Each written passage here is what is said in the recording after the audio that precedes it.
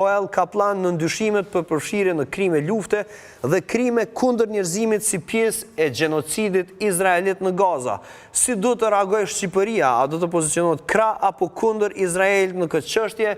Kjo është edhe tema që do ta zhvillojmë së bashku. Ku të ftuar në studio kam mikun e emision tonë, zotëria Azren Shala. Kënaqësi të jesh me ne, zotëri Shala. Gjithashtu i pashmangshëm në diskutim të tillë është një mik tjetër i Kosova Today, Arber Gashin. E kemi në lidhje direkte. Përshëndetje, Kron, përshëndetje për Azrenin dhe për gjithë tjerë të studio. Një përshëndetje veçantë shkon edhe për një mik tjetër tonin, Altin Goxhaj, i cili do të jetë pjesë e këtij paneli. Zotri Goxhaj, përshëndetje, kënaqësi t'ju kemi në Kosova Today. Përshëndetje, kënaqësi gjithmonë. Zotri Goxhaj, po e filloj me ju kështu këtë bisedë. Kush është realisht Joel Kaplan dhe pse u zgjodhi njëjti ju në formën e dur si kryerabini i shqiptarëve? E ka zgjedhur Edi Rama personalisht.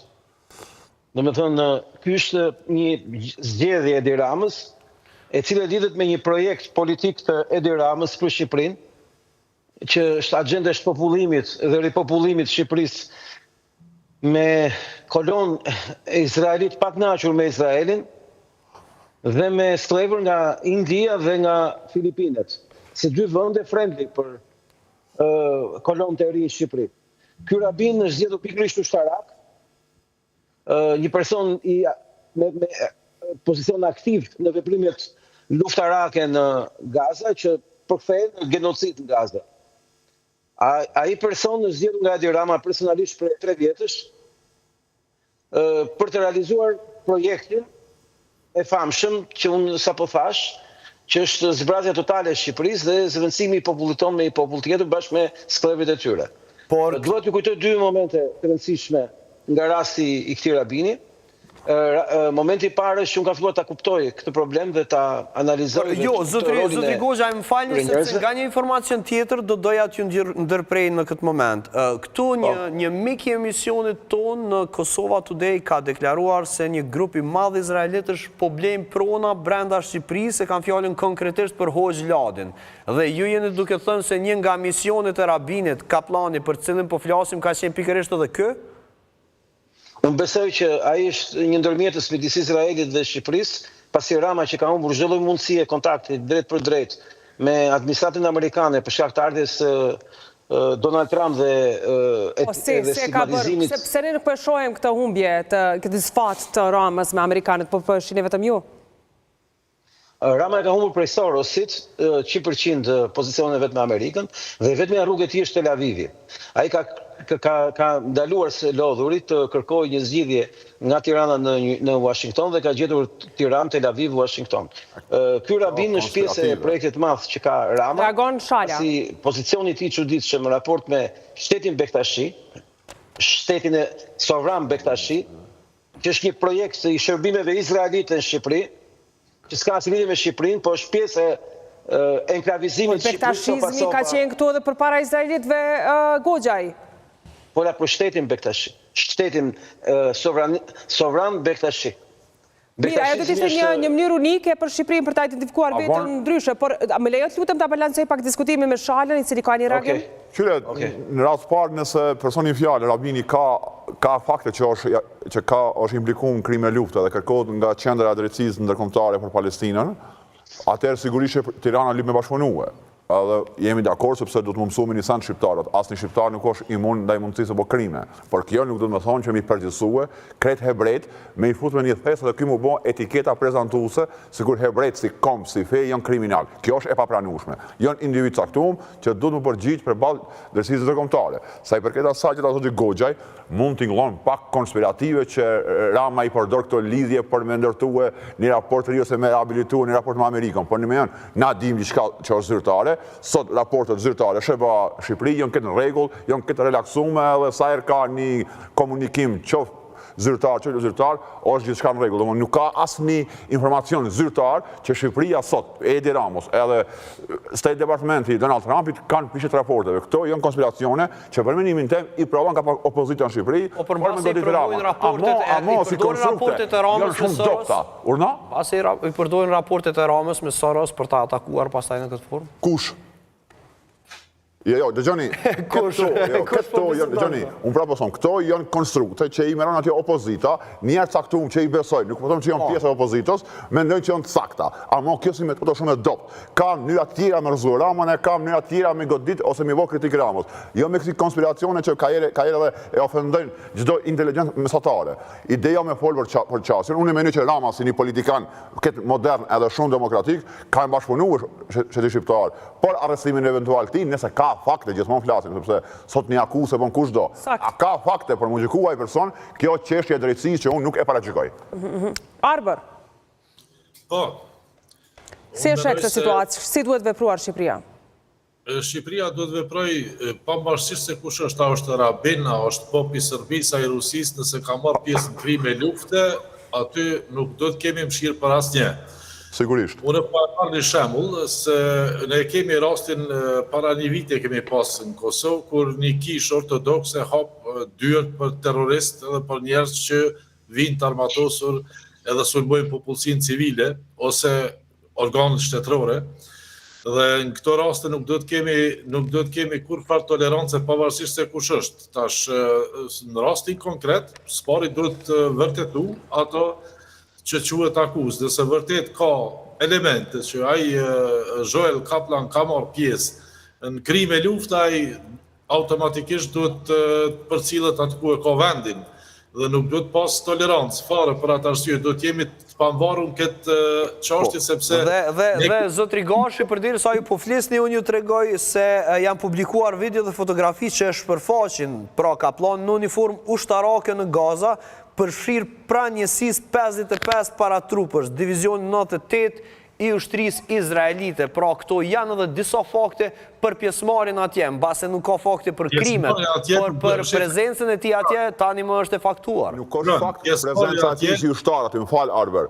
Çështja ai atë uniformë, si çka ka përdor, a ka fakte që ka po ti e fa drejt, po shikuesit. Pra a ka fakte që ky me atë uniformë, duke e keq përdorur në rastin më të mirë, e marrim për një moment që ka drejt pale akuzës, a ka vrarë civil apo a vrarë me terrorista masit. Nëse ka vrarë terrorista masit, këtë në rregull jemi. Është një luftë që e bëjnë dy kombë dhe këtë nuk ka asnjë problem, domthonë, vrasja ushtar me ushtar, në luftë është këtë normale. Kur thyon konvent atë është krimi mbi civil. Nëse aty ka fakte, pastaj po. Po tani aje Rabin, çështja shtrohet këtu. A je ti Rabin, a je udhëhec shpirtëror brenda një shteti tjetër si Shqipëria apo je udhëhec ushtarak? Sepse në këtë rast ai po na del të jetë më shumë si një ushtarak sesa si një Rabin. Në ko lufte, vesh uniform se cili profil i profesioneve ndryshme. Na kemi pasur shumë UÇK këtu, që akuzojmë ka herë si terrorist ose si me prirje islamike, sepse ka pasur xhallar. Ata e kanë vesh uniformën në moment caktuar, por te profesionit vetëm shërbejë vendit. Në rastin konkret, edhe ky Rabini ka uzës vet. Po gjithmonë sa duhet të vërtetuar. Po për të kuptohemi diçka, UÇK-ja ka luftuar brenda hapësirës territoriale ku jetojnë shqiptarët. Ndërsa në këtë rast jo ka rëndësi. Ndërsa në këtë rast Rabini po lufton ndaj një populli i cili realisht është i pambrojtur në Gaza. Po veç Rabini këtë rast, dëgjoni, ka shumë shqiptarë në histori që kanë luftuar nëpër kauzat tjerëve, sepse i kanë përshaftuar. Po dje kishte nderuan Esad Poshtoptonin, nëse e ke pa. Kush? Serbët. Jo serb, ka shqiptar tjerë që ndeshëm, e kemi Petromarkon, e kemi për shembull Asim Vokshin, e kemi Gjemal Kadon. Po, ata kanë luftuar s'po, mirë, ajo është çështje tjetër. Jo domosdo, pjesëmarrja në lufta të tjerëve të bën kriminal ose të bën gabim. A keni qartë? Le të kujdesemi një herë, çfarë veprimtari e kryen, cili është akti i tij të lufta. Këtë rast Rabini e ndjen që kauza izraelite ka nevojë dhe për to, edhe në rregull. Unë distancohem edhe them, le të bëhet hetimi, nëse ka bërë krim civil, aty e bajt me shnet. Nëse lufton për një kauzë, që sot lufton në Izrael edhe në Palestinë, është edhe luftë fetare, pavarësisht interesit ekonomik, ai i shërben një përkatësi fetare të vetën. Edhe ka drejt plotësishme. E qartë, por mbase zotri Goxhaj e ka ndonjë ide se cilat ishin detyrat dhe roli i Joel Kaplan brenda territorit të Shqipërisë? A është e domosdoshme që i njëjti të udhëtoj për Gaza?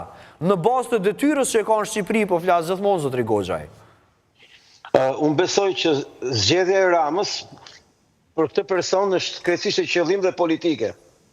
Një lloj radikaliteti i pozicionit të këtij personi në raport me komunitetin hebre në Shqipëri është pikërisht zgjedhja e një provokimi të pastër, pasi ne dim shumë mirë që njësia e tij ushtarake është e fotografuar, e filmuar, e kapur në veprime operacionale në Gazë, ku numri civilëve të vrarë e ka përcaktuar pikërisht atë që quhet akuzë për krime. Krime lufte.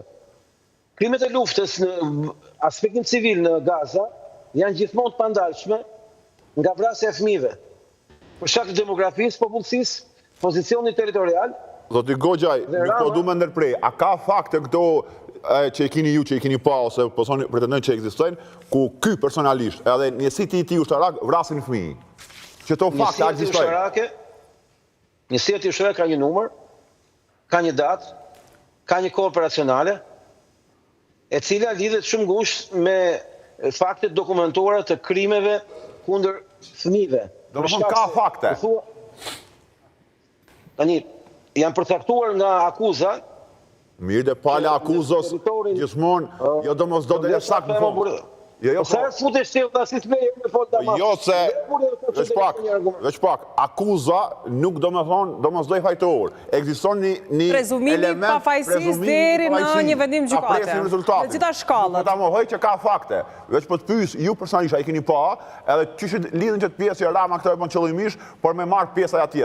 Kjo pak absurdo. Dhe si ti mbështesim këto pretendime, kur jo, kam një ndërhyrje të rëndësishme, Azran, që i shkon në fakt në kundërshtim kësaj që thot Goxhaj, nëse raportet e Shqipërisë, Edi Ramës me Amerikën që kanë mirë, si është e mundur që është pikërisht Amerika që po e bën bazën më të madhe ushtarake, saktësisht Shqipëri? Por veç kësaj, qibe sa o banale që kjo që Rama e pas ka mbështet këtë rabinin, qëllimisht me bo krime. Qyre, kjo është një sikur një aksident në autostrat, me fajsoshim saqin, se kjo ka bo autostrat, në për këto blokine, a qëllon të del jashtë kontrolli. Goxhaj, të shtrova një pikpamje tjetër. Tani me gjithë të zhurmë që u bë, Milenit ja përgjigje pyetjeve që u ngritur, se s'është një janë disa. E para, njësia ti ushtarake, në datën X, territorin X, ka dokumentuar numër të vrarë civilësh.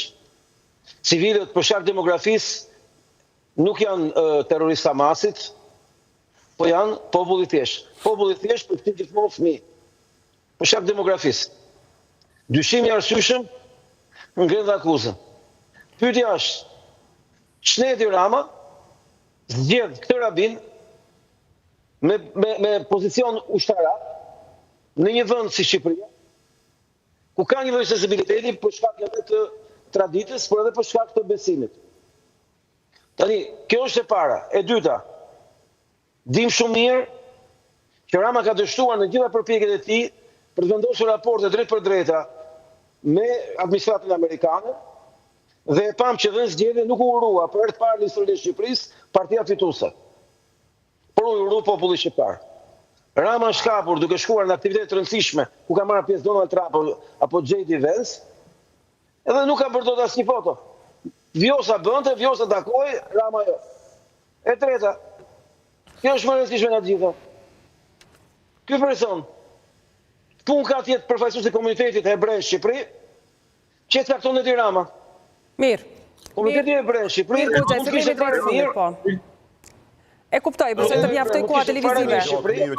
Një person jo me përmbajtje, si vijen që ka të bëjë me ushtrin.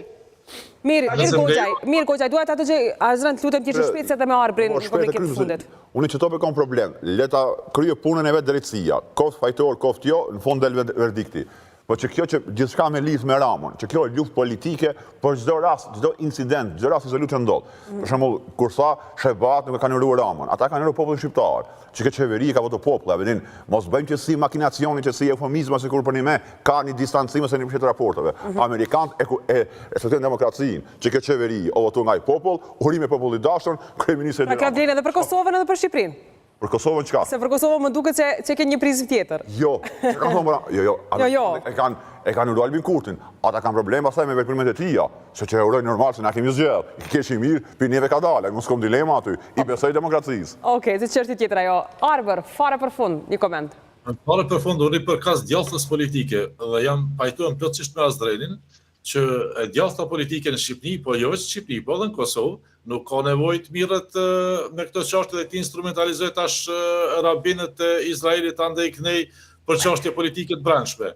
Fakt, nëse rabini Joel Kaplan ka kryer krimet kundër njerëzimit, krime kundër civilëve, ai duhet përcillet aty ku ka vendin.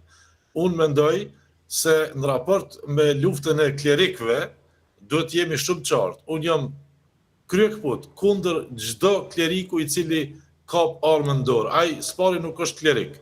Prandaj edhe jam kryer te Kisha Katolike vetëm për këtë shkak sepse kleri aty nuk është kler i armëve, por është kler i asaj që i takon. Pra, në basë kësaj që po thani ju, zotri Arber, vetëm fakti që i njëjtë është fotografuar me një uniform, do të ishte mirë të ndrohej, dhe ta kemi një udhëhes shpirtëror.